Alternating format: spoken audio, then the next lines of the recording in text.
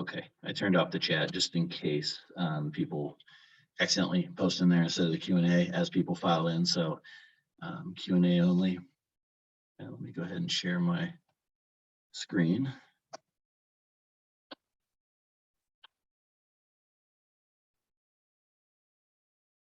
All right. I'm working on a small screen today, so if the panelists can help me out with the questions and just let me know, I won't be able to see them. Gotcha. Yeah, and Shane is actually at my house today, so we are sitting right across from each other, so he's gonna help me out. All right, so let's see here. I'm gonna pull this up. Okay, so no Q&A so far, so let me just go through a couple topics while you guys fire off some questions. First topic is gonna be intake forms and how you can see if something triggered or didn't trigger. If you fill out an intake form and you're like, well, wait a second, that looks kind of funny. I don't know why my whatever, these set of fields didn't come in, or this set of test template. You can come over to, sorry, let me get into a transaction here. I'm not sure why that's not working. Let me go into here. Oh, access denied. Oh, I might not be. Refresh your screen. Yeah, let me refresh my screen, guys. I might have screwed this up. Hold on, I'm gonna stop sharing for a second. I was logging in and out of a few things before we got on here.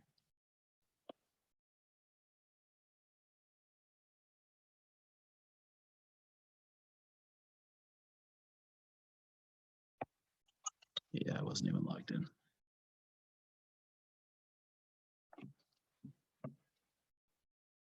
All right, if anyone has questions, go ahead and pop them in the meantime, and the panelists can go ahead and answer those while I'm firing this up.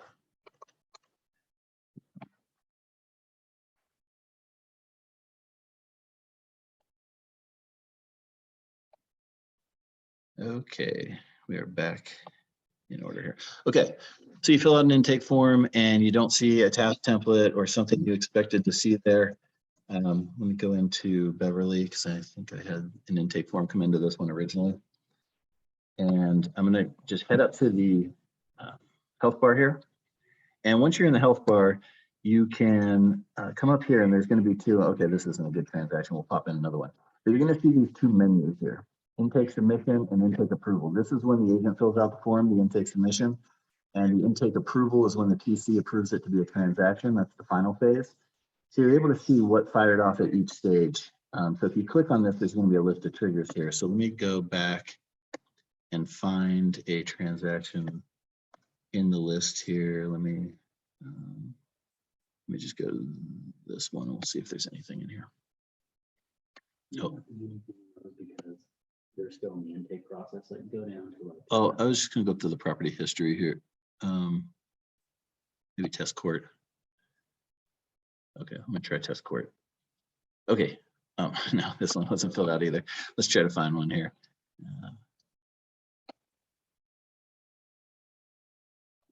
Go to 2100 South. Okay, 2100 South Silver.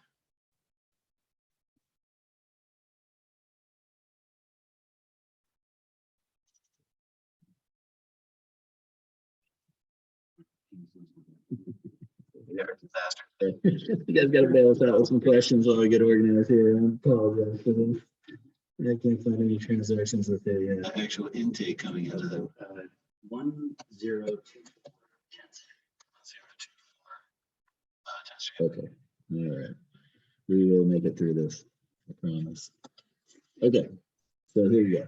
So when you fill out that intake form, the agent fills out the initial intake, or maybe the TC fills it out for the agent, but the initial submission, you can come in here, you can click this trigger options, and it's going to tell you what happened. So this did not come in because it's grayed out. So that means that this field didn't exist.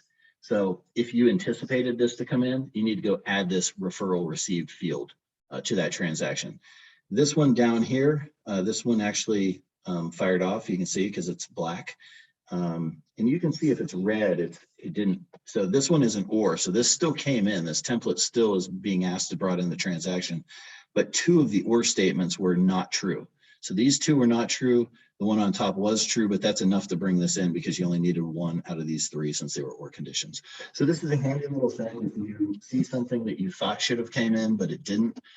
In this case, there were no triggers on the TC approval side, so there's nothing there. But if you have triggers on both sides, you're going to be able to see everything here. So this is a really good, this is just a really good place to come and double check your intakes, especially when you're new or you create a new intake form. This is a great place to check and make sure everything's firing off correctly. Actually, go to 4578 South Kirkman. Okay, 4578, you said? Yes. And Andrew, can you touch on just some strategy behind triggers that should be applied upon agent submission versus TC approval? What's the benefit of that? So let me just show you when there actually is one in both. So this one right here. So it's actually fired, and you see the green check on them. Yeah, this green check here, you can actually see that they fired because of that. If for some reason this has a red X next to it, I believe it's a red X, you can hit this retry button and it'll retry to pop that in. Or if you need to change the condition, like maybe you screwed something up, you could go and edit that condition and then retry it and have it pop in afterwards. So super helpful. Intake form approval, you can see here, this one's turned off. So that's why it didn't come in. And the condition failed. And the condition failed. So if you turn this back on, let me turn that back on there. This is actually, it failed, but it's because this field isn't even in the transaction. It's all grayed out. So, so strategy on this, agent, just kind of think through it. Like, do I want the TC to be able to see, like, let's say the agent fills something out and you want the field section to come in. The agent says, yes, there's well on this property and you want those well fields to come in. Do you need the TC to see those well fields? Is it something that they could potentially be filling out before they approve the transaction? So that's something that you would want to trigger on the agent side so that those fields actually come in for the TC to see before they have to approve the transaction. Or you could do, let's say, a date template. This is a really good one. This is actually probably the best example. The agent could fill something out to trigger a certain date template so that those dates actually calculate and the TC can actually check them before they approve the transaction versus them being set to trigger on the TC approval. Now the transaction has already started. They can still go check them, but it's just a better process to have the agent do the date template if you can. Now, sometimes you can't because whatever the TC is filling out actually triggers that date template. So the agent doesn't have that information, or you don't want the agent to fill out that information because the agent may fill it out wrong. And then your date template may or may not come in based on what the agent filled out. But just think through those. But that's typically how you're going to think through it, is date templates. If you can have the agent do it that way so that the TC can see everything before they get to approve the transaction. So.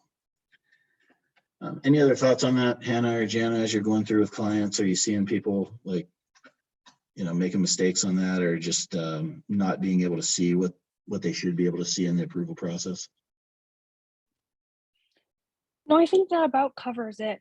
Our rule of thumb is exactly what you said. Fields are generally going to be triggered upon submission by the agent. And then anything that we want to have the TC to verify or approve, then we'll have those triggers applied once we get that final approval. So, yeah. Cool. Let's see here. Any questions yet? Yeah. Okay. Okay, cool.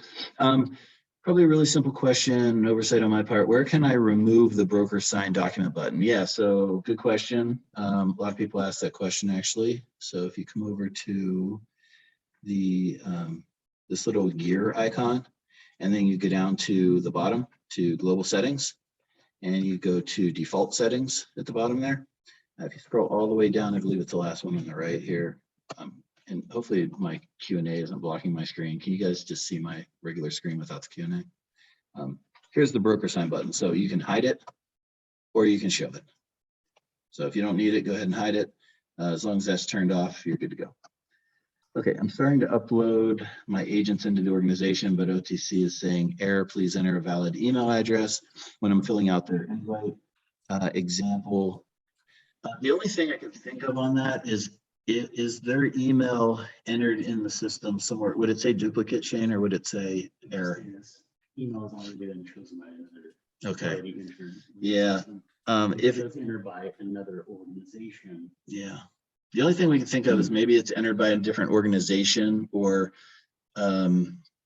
if they have like a user, if you have a user for them and you have an agent portal for them, that's not going to work. You can't have the same address. You're going to have the user have a different email address than their agent portal. So I know it's a little bit of a pain, but everything in the system is by the email address, so we can't have duplicate email addresses. Sherry, I'm not sure if that's the case, but if you email help@opentoclose.com, they can dig into that with you, the support team, and they can maybe get a video of exactly what you're seeing and maybe dig into it a little further to make sure that we're giving you the right answer there. Okay, no more questions. So let me just jump into another one since we're in the defaults for the organizational. Let's see here. Okay, so the organizational settings here. One other thing I wanted to tackle was a lot of people are getting confused, and I did post this up on Facebook, but a lot of people are getting confused between the between being able to share contacts with people and also being able to get the contacts from the intake forms. So when the agent fills out an intake form and they put a bunch of contacts in there, they're not going to show up in your database. We don't want to junk up your database with people that the agent are putting into the intake form. So if you do want those people that the agents are inputting into the intake form to show up in your database, you're going to check this button right here, share contacts with team. And it does give a little description here, including intake forms, mail, whatever the agent's filling out there, these contacts will now be visible in your database. Now this one down here, sharing contacts with agents, this means your entire database is exposed to the agent. So if you are a team, an agent team, you may want to share your contacts with your agent so that they can grab from your database when they're doing the intake form. But if you're a TC agency and you're working for 500 different agents, you probably don't want your agents having access to all the other agents' contacts. So you would say no here if you're a TC agency. If you're a team and you're very collaborative, you're probably going to say yes. Shane, this contact table filters, that's not in there yet, right? That's on the next release. Yeah, it's on the next release. That maybe today and maybe this weekend. Okay, so soon we'll have this contact table filters up, and we'll have some more table filters for the agents in the agent portal so that they can actually have more filtering flexibility, similar to what you have over in the property screen where you have the tables and segments. They're going to have similar things to sort by. Obviously, they won't have as much as you, but it'll, they'll be able to create some pretty good filters over there. While we're in here, and I don't see any questions coming in, we'll go ahead and just take a look at some of these. Renaming the file by the file role. So if you set a file role in a file, it's going to rename it. That's what we have it set now. It will also rename the additional files if you have it set that way, but you can turn this off if you want to. If you want to manually change the file names, I don't know why you would want to do that. It takes forever to do every single time they come in, but maybe you have special circumstance where it works for your business. You can turn this off. This top one here, this is for if you preset file roles in the document templates. If you're presetting those file roles in the document templates and then you have triggers based on those documents, you don't want them to process until there's an actual file in that placeholder. So this gives you the ability to say, don't set off any automation. The file must exist. That little paper clip next to the file, like when you download it, it shows the paper clip, shows there's an actual file in there. That paper clip must be highlighted purple for this trigger to process. If you just have a file roll on it and no paper clip, if the paper clip's grayed out and there's no file in there, it's not going to process your automation, which is good. Like, you don't want to set up a bunch of document templates and it come in and all of a sudden it just fire off a ton of automation and you don't even have the documents in there. So that's a really handy one. File sorting. I mean, I haven't met anyone yet that wants A to Z, but user sorted's in here so that you can, sort those the way you want to sort them and they'll stay and they won't default back to A to Z. Merge fields, if you want the little headings here, phone, cell phone, business cell phone to show up before the numbers, then you can say yes, which I like that, because if you have two phone numbers here, how the heck do the people know like what phone number that is? But a lot of people have said that they just don't want this, or they'll put their own labels on there. So you can change this to no. We talked about the broker sign button. One sheets, do you want to remove the empty fields? So if you have empty fields in there, I don't want to send a bunch of empty fields to my clients, so you can say yes, remove. And then also, do you want them stacked or do you want them to be left to right? the way that they go. So most people want them stacked. And then we went over the other global settings here, sorry. Okay, cool. So that's that. I wanted to touch on that. All right, we have any questions? No questions yet? Okay. Yeah. Okay. Well, we'll keep going.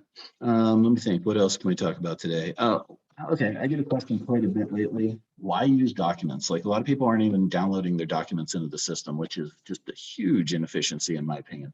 Let me go over to a tree, see why this is so important to use our system for documents. Okay.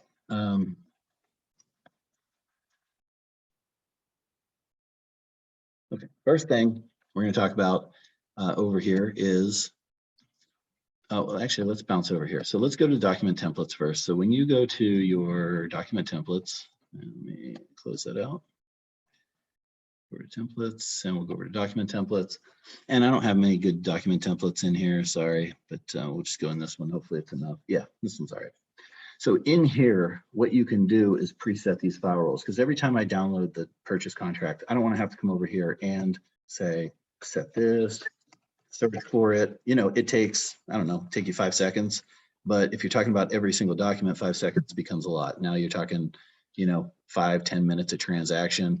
Add those up times 1,000 transactions. You're talking about days of time that you're wasting just setting these file roles. So you can preset these file roles if you want to. When you bounce back over to the transaction, and those are preset, I will show you what I meant by that paperclip. And I apologize, this Zoom just sucks the life out of this thing. Okay, so this is in here and there's an actual document. So it's going to process my automation. If I said, if file role purchase contract FE exists, go send this email or go do whatever. It's actually going to fire it because this is purple. But if I come down here and I try to find a file role here. So this one's preset, counter offer number 1, fully executed. But this paperclip is still gray because there's nothing in here. So if I click on this, I'm going to see that there's no document yet. I don't want this to process and like fire off some email and it was supposed to attach this document. Now it's blank and, you know, it makes me look like an idiot. So that's where that organizational setting comes in, where you can change it to don't fire if there's no document in here. Now, a lot of people are like, well, I don't even put in documents. I just, you know, I just fire off the email and I automatically, or I'll just go in and manually attach the document. You should count up the number of minutes you're spending manually attaching documents, you know, throughout the course of a transaction or throughout the course of a week. It's pretty substantial. And just uploading a document takes, you know, a couple seconds, but the automation that you can trigger off of that one document is endless. You know, you could say, when this document exists, I want an automatic text go out to my agent to let them know. I want an email to go to the escrow officer. I want an email to go to the lender. I want an email to go to the other agent on the other side and attach this document. So the reason why you're going to want to use these documents is because not only can you automatically attach them to email templates, and I might as well just bounce over there and just show you in the email templates how that works real quick. And then I see a couple questions popped up on my screen, so I will answer those next. Okay, so over here, you can say every time I send this email out, I want to attach any of these that exist. So all these documents down here that exist, go ahead and pull them over. So there may only be 1 or 2 or 3, but you have all of the things that you would want to, if they exist, that you would want to send them. So there may be like 10 things in your opening email that could possibly be attached here, but let's just say that, you know, it's not a cash deal, so we're not going to have proof of funds, or it's not a finance deal, so we're not going to have pre-qualification. So not all of these are going to attach, but it's going to go over and look at the documents tab in your transaction. And if these exist, then they'll go ahead and pull them in, and then you can send this email. And you didn't have to spend the time attaching or writing the email because you have your smart blocks in here, or attaching the right people because you already have all your people in the contacts tab with roles on them. So they automatically came into this email. So now it takes 3 seconds to send an email instead of, you know, 3 to 15 minutes, depending on how difficult the email is and what scenarios you have going on.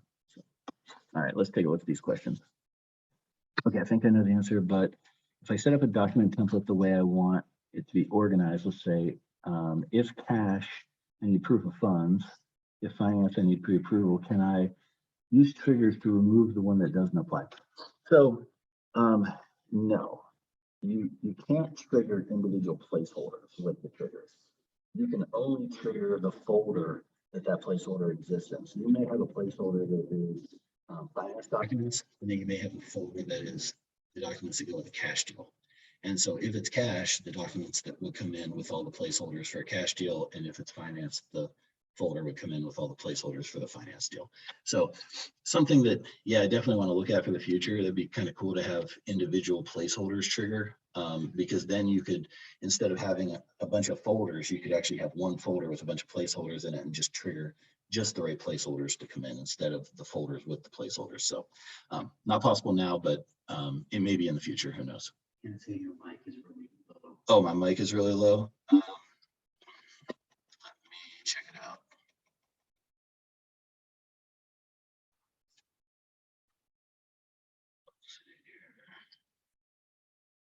Interesting. I don't know how to make it better. Maybe I'll just talk louder. Get a little closer to my laptop. Sorry, I'm not on my regular spot for that. Okay, so hopefully that answered your first question. Second question, same question for multiple addenda. If I could have 6, but actually only end up with 2, what's the best method for keeping those 2 organized? Same question for multiple addenda. Let me think about this. I'm having trouble understanding what you're looking for here. Same question for multiple addenda. So like, oh, I think you're talking about like, say you could have 6 addenda and only addendum number 1 and addendum number 2 got signed, then you only end up with 2. What's the best method for keeping that order? I would just, honestly, I would probably delete out the other 4 if you had to. Just to keep it nice and clean. You don't have to. You could pull the first 2 up to the top of that folder with the placeholders in it, or you could delete the bottom 4. It's personal preference. You could probably do a multiple select and just delete and get them out of the way. But that being said, if it's just a regular addendum, you may need 3, 4, and 5, and 6 for later. So maybe the better option is just pull them up to the top and leave the other 4 blank towards the bottom. So.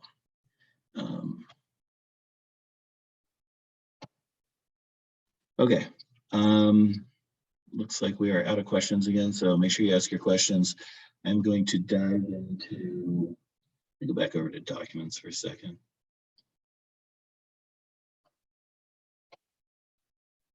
I'm actually going to go to document templates and show you some of the stuff in here that could possibly, that I don't see people using much, which is presetting these. So preset, like you're missing, these are things that you need for compliance every single time on a transaction. Then go ahead and set them as missing so that you have that count. And as you download them and get them approved in SkySlope or Command or wherever, that you can uncheck the missing and it's going to keep that count for you. Like we just saw, you can get rid of this BR button if you need to. Excluding, this is another kind of cool. I was just talking to someone about this today. They didn't want a certain folder to be seen on the one sheet. Well, you can just exclude this whole folder right here. So I can exclude this whole contract docs folder. And now on the one sheet, that's not even going to show up over there. It also won't show up in the agent portal. It also won't show up in Follow Up Boss. It also won't, all the different places that we have.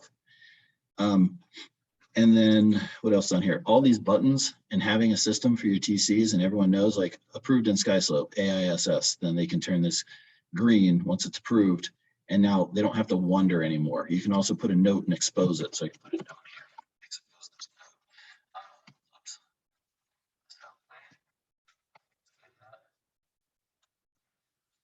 note. Oh, I think Andrew's mic might have cut out a bit. Did it? It sounded like it faded. Is that what it sounded like to you, Jana?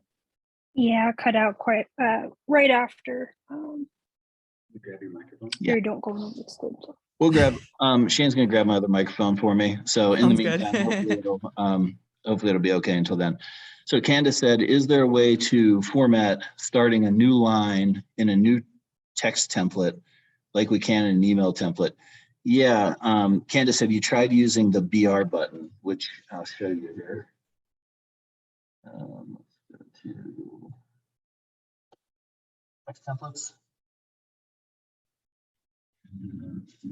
Do Candace test here. And so let's just take out a bunch of data here. And then I want a break right here.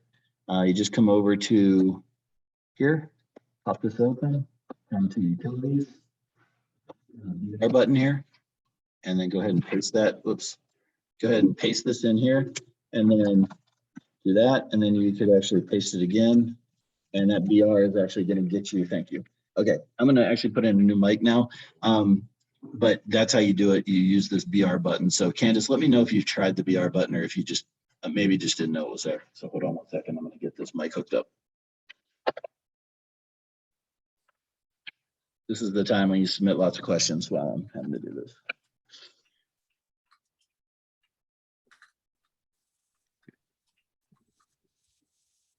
Okay, can you I guys might have turned it off. hear me? Yes. Oh, Much better.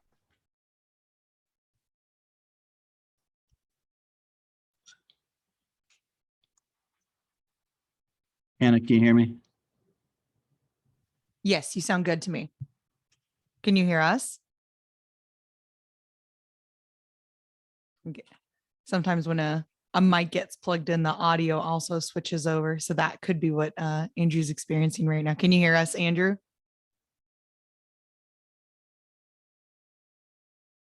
Janet, can you hear me? Hear me I just now? want to make sure. Yeah, I can hear you. Yeah, I think Go it's the audio might have switched out. what does it have for the, like on Zoom? Do you have to change the I changed it. Let me see. mic settings?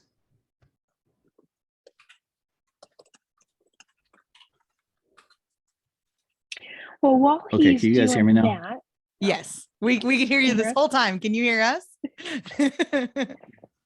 hot second. With that, while he's pulling up his audio and getting that connected, definitely feel free to post those questions in QA, or even if there's a topic that you guys would like a refresher on. We really want this call to be a good point of reference for you guys to just learn more about the system.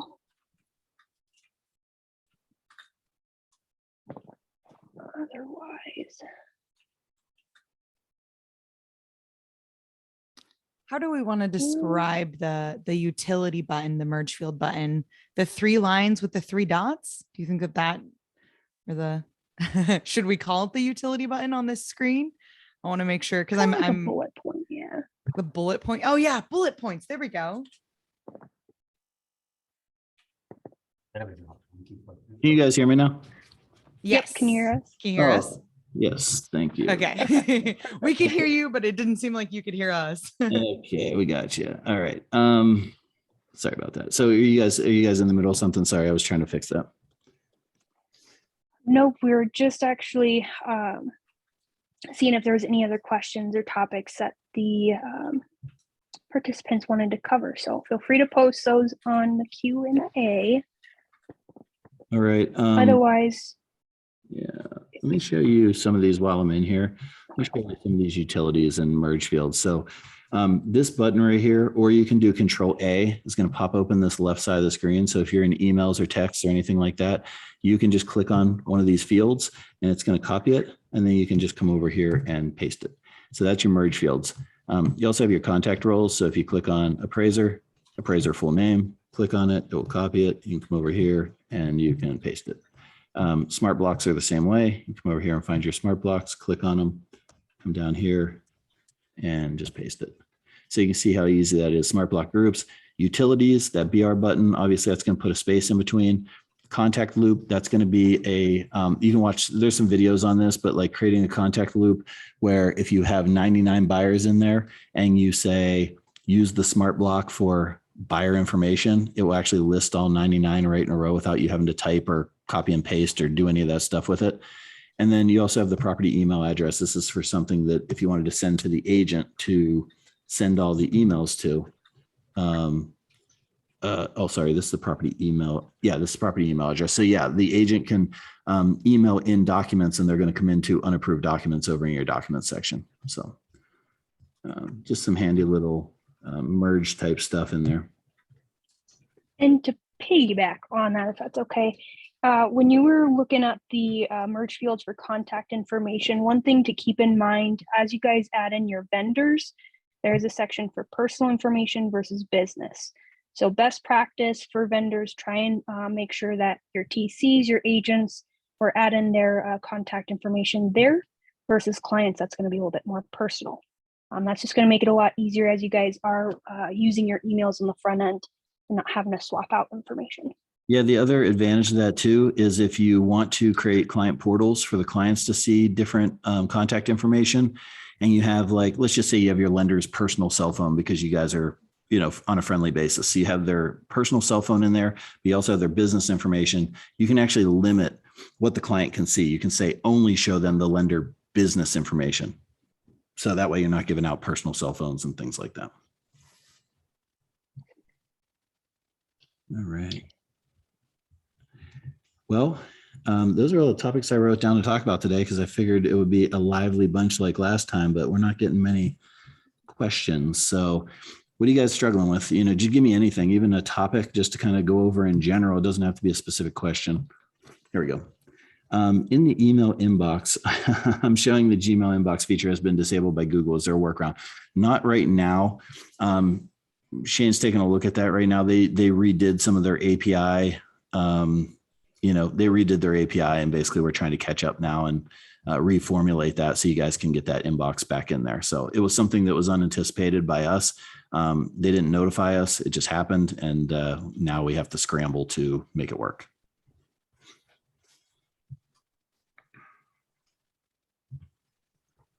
Something that you might want to jump into. Oh, never mind. We're getting questions. All right, good. Now we got some activity. Will multiple choice fields be available anytime soon on intake forms? That's where, if it's a choice field, Mhm. they want to be able to add multiple options when they submit it. Oh, gotcha. Isn't there the multiple select button? Someday, straight from the developer. So yeah, we had some issues with it in the past. I remember we initially had that in the program. We had so many issues with it. We had to take it away. So we'll take a look. I'll put it on the feature request list that we look at every quarter. And if it's something that we can figure out, we'll definitely add it back in to make it more user friendly. I think what I would like to know is what questions would you want to be able to select multiple answers to? Yeah, and have that be brought in. Yeah, because we could possibly find a good workaround for you. Mm-hmm. We know that. So yeah, the hard thing on that is that with those multiple answers, because everything's conditional, when you start conflating multiple answers into one, because on the intake forms, we have conditions on everything, right? So it's like, if this is the answer to this condition, then add these fields or do this or this or this. And so when you start adding multiples on there, now you have to account for all those multiples. Well, if it's should it just be, if the answer is peanut, but not butter, then do this. When you add multiples, it really affects how other fields or documents or contacts are being added. So that's why it's a really fuzzy area for us to get around, just because it's very complicated when it comes down to multiple answers on a single question that may only require one answer. So it's not that we don't know about it. It's just that it's really hard to overcome. And so it's on our radar. We just don't have a timeline. Yeah. So Candace, the follow-up that you had, financing types are available for property listings. You can actually add in multiple choices. So Andrew, would you navigate to the field editor? And can you head over to that financing type field? You might not have had these fields when you signed up for open to close, but this is a really good opportunity for us to talk about field rules and sort of the different rules that go into different fields. Yeah, and just thinking about that, just thinking about that last question, you could possibly do a not equal to. Mm-hmm. Oh, in the logic for intake forms, correct? Yeah, so you may want to do a not equal to and then do an or statement. So not equal to this or this. I'd have to test that and just see, but that might be something to try out. Mm-hmm. Yeah. Could you locate the financing type one? I know that we have another one that has multiple options to it, because I think that's actually what we're going to be That's what we kind of, yeah, perfect. Can you click on that financing type? So you can create a financing type field. It just comes down to what kind of field is it? So the rules for this field is this is going to have multiple options, similar to what you're looking for. We can add in multiple options instead of you having to manually type out, we're doing conventional for this one, we're doing FHA, we're doing cash deals. So if you can see on Andrew's screen, Andrew, do you want to scroll down for the financing type options so we can kind of show the different fields? So these are all the fields that Andrew has available right now. So when he's answering that intake question, what is the financing type? These are the options in the drop down that he has. You can also switch it to radio buttons if you don't like the drop down and you want to have, see all of them and be able to select one of them. It's just a matter of, we don't have the ability to make it where you can select multiple. And I don't think in most cases you would have multiple different types of financing. Is that accurate to say? Yeah, I don't think you'd have. Yeah, Yeah. you could, it depends. Like, so you could have multiple types of financing, but you would have to create a separate field for it. So you could create your main types like conventional, VA, FHA, cash, construction, but then you may have like, I don't know, I'm just trying to think of another caveat to that. Maybe it's like down payment assistance that you want to put in there. Well, that would be a different field. A different field. Yeah, you would want to create like, does it have down payment assistance? Yes or no? Or maybe there's another field for, is the seller financing or something like that. So you may have a cash deal that I'm trying to think. I can't think of anything off the top of my head. I'm blanking. But just think of it that way, is think like, can I break this up into 2 or 3 fields to make it make more sense? Because now in the intake form, you can say financing type, and they can just select one of these, because typically you're only going to have one of these happening in the transaction. Okay, before we get to your director of office magic, I want to finish up with Candace. Speaking more for a listing file before it goes pending, you need the agents to be able to indicate which financing options are available on the property. I see. So you need them to be able to list like what is available for the property when you're talking about a listing file. Okay. Yeah, I think honestly, the only way around that is most likely either, like Andrew's saying, we create multiple questions and have it so that you can answer the question multiple times. So we could do something like that. Is there a choice between like, is there multiple ways of financing this home? But even when we're talking about listing it, it makes more sense to have it typed out for a listing file as opposed to selecting it for here. If that makes sense. You could do yes or no questions. So it would get a little bit longer, but you could have, like, we always have an agent intake question section. And so on that section, you could have, is conventional available? Is FHA available? And then radio buttons next to it. So they would just hit yes, no, yes, no, yes, no. It's basically the same thing as multiple choice. They're doing the same amount of clicks. So that might be a short-term solution until we can get that the way that you're asking for it. Also, I don't know if anyone noticed, but when I clicked on this, you guys don't have this yet, but what was happening before was, oh geez, this little scroll bar gets me every time. So when you're in this section and you're all the way down at the bottom and you have like 1,000 fields and you want to edit this financing type, it used to jump you back up to the top and then you couldn't even see where you were at. One of the things that we're putting in place that Shane created was when you click on this, now it's going to open up this side. And if there are choice fields, it's going to open it up on this side. So now you could actually close this. And if I wanted to copy something and then paste it in here and change a little bit, I still have that option.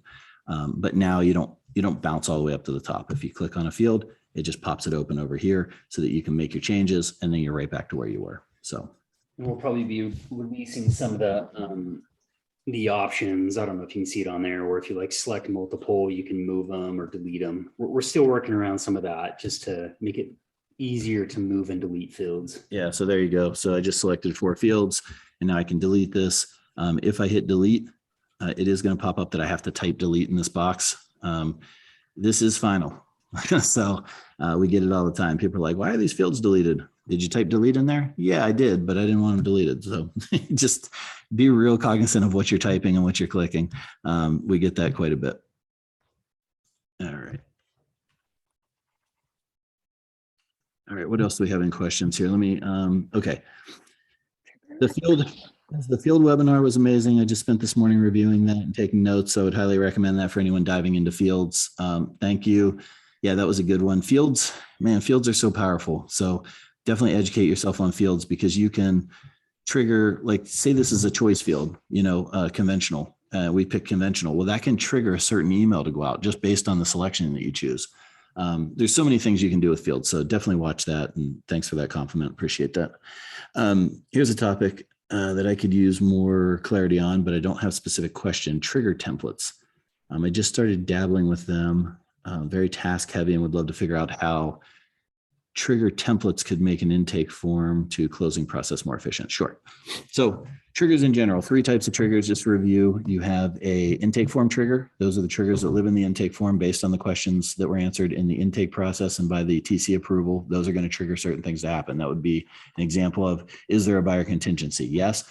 Add my buyer contingency fields, tasks, documents, triggers. Is there a septic? Add my septic fields, tasks, documents, triggers. You can see where that's going.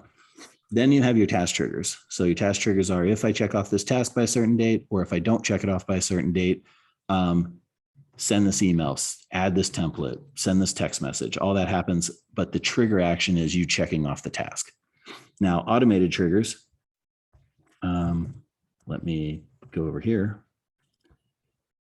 This is where you can get some incredible efficiencies out of your system. And these are just kind of listening to the transaction. Anytime you update a field, a contact, or a document, the system is saying, should I tell the TC to do something? So let me scroll down here.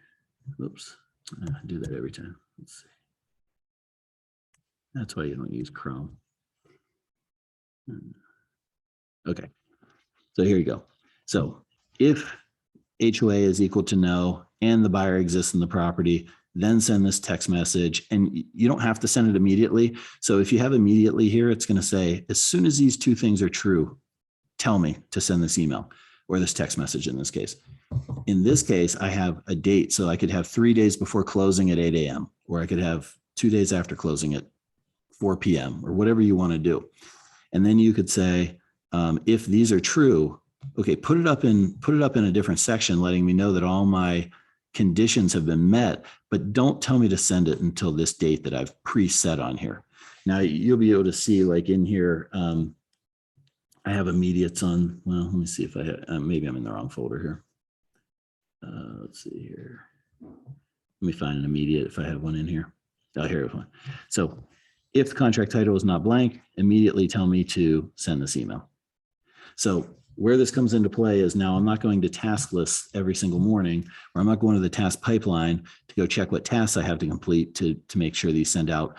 I'm just waiting for, I get a document, I fill out some fields from that document that came in. I maybe add a document to the documents tab, and my condition might be, if this document exists and this field is equal to buyer, then send this email or send this text message or whatever. So all your things that are ready to go are going to pop up in here and ready to go. And they're also going to pop up here and make this red. Immediate, here are all your immediates that are ready to go. Here are all your scheduleds, which I showed you. Here are scheduleds. The other one was immediate. These 2 numbers will total up to this. And that's what's up here. This red is ready to go. So 7 ready to goes. If they're in process, it means that something hasn't been met yet. So like one of my conditions is still red. So purchase contract doesn't exist. As soon as I upload that purchase contract fully executed to this, it's going to pop this up into the immediate and also the ready to go and let me know, hey, send this email. If it is incomplete, you can see here, we don't have enough information in here. And then we got listeners. I don't know if those are released yet. I don't think so. But anyway, these are listeners. These never leave. So these are constantly listening. So you could have add the septic fields if it's yes, and delete the septic fields if it's no. You could literally come over here and toggle that back and forth 80 times, and it's going to bring them in, take them out, bring them in, take them out. So they're constant. This trigger is going to stay here, opposed to these triggers where they're one and done. It's as soon as those things fired, it pops up there, you send it off, and it goes away. So and you'll find those down here in the executed. And then the inactive ones are the ones that are turned off. You can see that I can turn them back on. And then you have deleted ones if you deleted anything out. And then one of the things that has been Did you hit on incomplete? I'm sorry. Yeah, incomplete. Okay, Yep. okay. And then in the all triggers here, you can delete individual. We have had a request quite a few times for the, delete all of them if like certain stages change, things like that. It gets kind of sticky because we don't want you deleting all your triggers accidentally and not know where you were at in the transaction, but something that we're thinking about, and we're gonna take a look at over the next 6 months and see if that's something that is feasible to do, and maybe put some fail safes in place if we do that, like multiple times you have to type delete or something to make it so that we don't accidentally screw that up. Okay. All right, let's see. Question and answer. Let's see if we got a new question in here. Okay.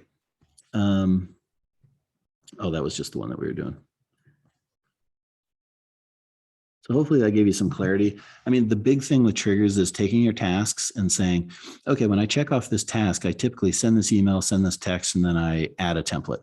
Well, now you can come over and create 3 triggers for that so that the system is constantly listening for those conditions to be met and letting you know when it's ready to go, instead of you having to go to that task maybe multiple days in a row, because you're going to that transaction and you're checking your tasks, or you're going to the task pipeline and checking your tasks over and over. You may look at the same task 3 times. It's not ready to go out. So triggers alleviates that, where you're not waiting. You're just waiting for the system to say, hey, this is ready to go out. And then you can send it right at that time. Look at it once, send it. So what else we got here? All right. Oh, here we go. If you add a trigger while in a transaction, does it only add to that transaction? Yeah, you have to go to your templates if you want to. And we're actually fixing up the templates right now. We had a couple little things going on with the templates. Let me come over here and show you. Another advantage to triggers, tasks don't have this ability, but if you go to your templates and you go to your trigger templates, and let's just go into, I don't even know what any of these are. Let's see here. We'll go in this one. Okay. So in here, if you add a new trigger, you can come and say, update my options. And so that's basically going to update this throughout the, if I clicked on this, it's going to say, do you want to backfill that to the 4 transactions that you have going on? And then you can say yes. And then it'll go into those current transactions that are actually happening. But right now we're actually working on this section right now. So I'm not sure if these are functional right now or if we're still in process. But anyway, that's a big advantage to using triggers over tasks. But to answer your question, yeah, you can't you can't do it from the transaction screen. You need to come over here to the trigger screen, add it, and then insert it back to the transactions.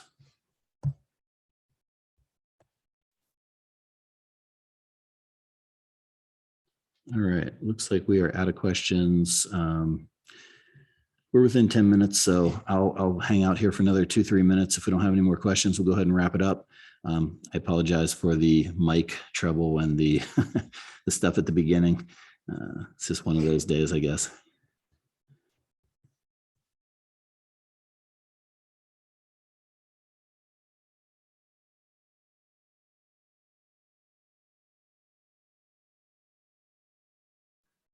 It is quiet today. Usually we're rapid firing these things. Everyone's hit the middle of the month and they're like, maybe I need a break. Everybody knows the system so well. Yeah, everyone knows the system so well they don't have that'd be nice. Yeah, just to reiterate, if you guys have technical questions, you can always reach out to help at open to close, or the button down at the bottom right hand corner of your screen, and talk to the support team. If you have strategy questions, you can reach out to the same place, but they're going to route you to our implementation team, or to me if you have questions, grander questions like, hey, I'm switching from tasks to triggers. What's the best way to go about this? What's the advantage to it?